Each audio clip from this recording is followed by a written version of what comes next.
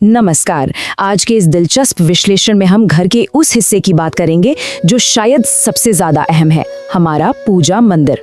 हम सभी अपने घर के मंदिर को बहुत श्रद्धा से सजाते हैं, लेकिन क्या वहां रखी हर छोटी बड़ी चीज सही ऊर्जा दे रही है? चलिए आज इसी पर गहराई से चर्चा करते हैं। तो चलिए सीधे मुद्दे पर आते हैं।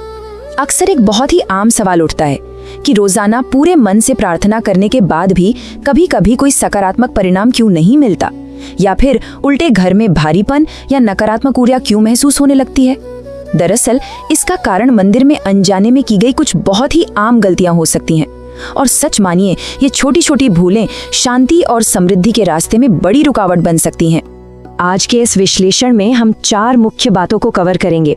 मंदिर में रखने वाली शुभ वस्तुएं, वो चीजें जिन्हें तुरंत हटा देना चाहिए, पूजा के कुछ अनिवार्य नियम, और अंत में दीपक जलाने का बिल्कुल सही तरीका। शुरुआत करते हैं हमारे पहले भाग से, शुभ वस्तुएं जो हर मंदिर में होनी ही चाहिए। ये वो बुनियादी चीजें हैं जो किसी भी घर में सकारात्मक ऊर्जा खींचने का काम करती हैं। अगर हम समृद्धि को आकर्षित करने वाले 5 सबसे जरूरी तत्वों की बात करें तो वो है रोली से बना हुआ स्वास्तिक और कलश, मिट्टी, पीतल या तांबे का दीपक, एक शंख, अंगूठे के आकार तक का शिवलिंग और एक घंटी के साथ ताजे जल का पात्र। ग्रंथों के अनुसार ये सभी चीजें अच्छे भाग्य और एकदम शुद्ध ऊर्जा का प्रतीक मानी जाती हैं। अब दीपक को लेकर एक बहुत ही सख्त नियम है। ध्यान देने वाली बात यह है कि दीपक हमेशा मिट्टी, पीतल या तांबे का ही होना चाहिए। स्टील या कांच के दीपक का इस्तेमाल बिल्कुल नहीं करना चाहिए। क्यों? क्योंकि ऐसा माना जाता है कि ये सामग्रियां ऊर्जा के प्रवाह को रोकती हैं और बेवजह की मुश्किलें खड़ी कर सकती हैं। यहाँ जो सबसे दिलचस्प बात सामने आती है वो है घर में शिवलिंग रखने के सटीक नियम। घर के मंदिर में रखा जाने वाला शिवलिंग आकार में अंगूठे से बड़ा नहीं होना चाहिए। इसे हमेशा उत्तर या पूर्व दिशा में ही रखना चाहिए। और हाँ, सबसे जरूरी बात, अगर शिवलिंग रखा है तो उस पर प्रतिदिन जल अर्पित करना अनिवार्य बताया गया है। जल पात्र की बात करें तो इसकी प्रक्रिया भी काफी स्पष्ट है।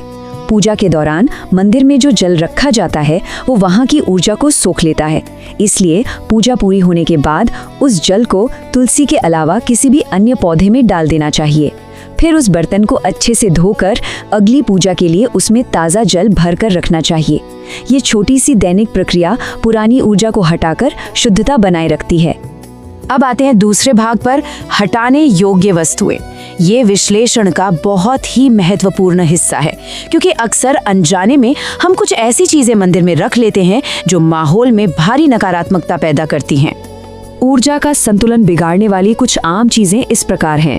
एक ही देवी या देवता की एक से ज्यादा मूर्तियां, पूर्वजों की तस्वीरें, कोई भी खंडित या टूटी हुई मूर्ति, माता लक्ष्मी की खड़ी हुई मुद्रा वाली मूर्ति, उग्र देवताओं जैसे भैरव जी, शनि देव या काली माता की मूर्तियां, और इसके अलावा साधु संतों की तस्वीरें, इन सभी को मुख्य पूजा स्थान पर रखना वर्जित माना गया है।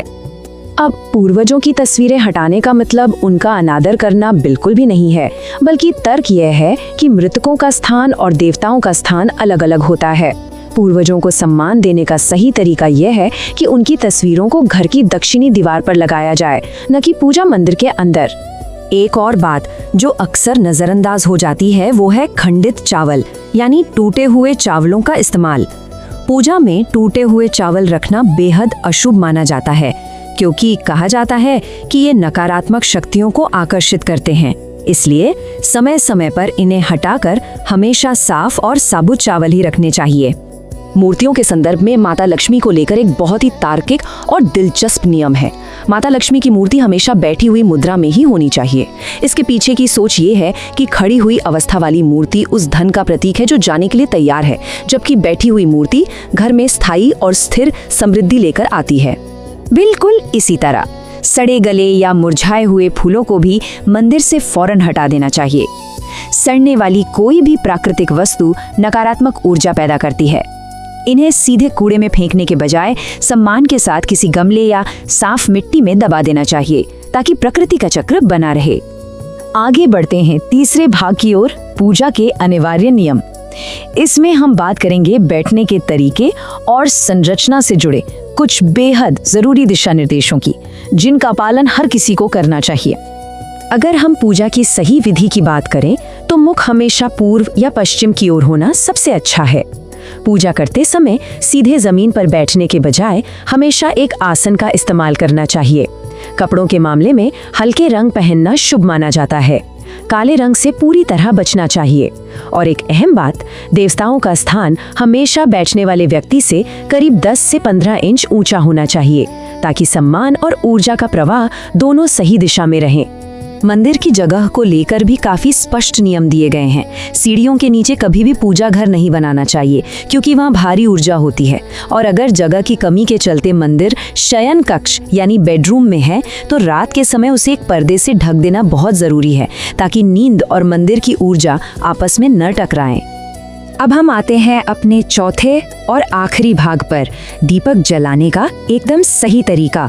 यह हिस्सा पूरी तरह से प्रकाश और अग्नि के सटीक नियमों पर केंद्रित है। और ये जानना वाकई बहुत शानदार है कि घी और तेल के दीपक में कितना बारीक अंतर होता है। घी का दीपक हमेशा बाईं तरफ यानी लेफ्ट साइड रखा जाना चाहिए और इसमें सफेद रुई की बत्ती का इस्तेमाल होता है। वहीं दूसरी ओर तेल का दीपक दाईं तरफ रखा जाता है और इसमें लाल रंग की मोली वाली धागे की बत्ती लगती है। इन दोनों के नियमों को कभी भी आपस में मिलाना नहीं चाहिए। दीपक की दिशा की बात करें तो दीपक या उसकी लौ का मुख हमेशा उत्तर या पूर्व की ओर होना चाहिए। पश्चिम दिशा को अग्नि की लौ के लिए नकारात्मक ऊर्जा का स्रोत माना गया है, इसलिए बत्ती का मुख कभी भी पश्चिम की ओर नहीं होना चाहिए। दीपक से जुड़े कुछ आखिरी लेकिन बहुत जरूरी नियम और भी हैं। कभी भी खंडित या क्रैक हुए दीपक का उपयोग न करें। बिना किसी विशेष कारण के एक साथ 2 दीपक न जलाएं। एक ही दीपक में तेल और घी को गलती से भी मिक्स न करें। माता लक्ष्मी और माँ दुर्गा की पूजा में गोल बत्ती का इस्तेमाल वर्जित है। और हाँ, दीपक को मुख्य रूप से सुबह और शाम के समय ही जलाना चाहिए। इन नियमों का पालन करने से प्रार्थनाएं कहीं अधिक असरदार हो जाती हैं। तो इस पूरे विश्लेषण के अंत में एक बहुत ही गहरा सवाल सामने आता है। क्या किसी पवित्र स्थान की भौतिक व्यवस्था असल में प्रार्थना करने वाले के मानसिक व्यवस्था और भक्ति को दर्शाती है? ये एक ऐसा विचार है जो हम सभी को अपने घर के आध्यात्मिक स्थानों को एक नए नजरिए से देखने के लिए प्रेरित करता है। आज की इस चर्चा में शामिल होने के लिए बहुत बहुत धन्यवाद।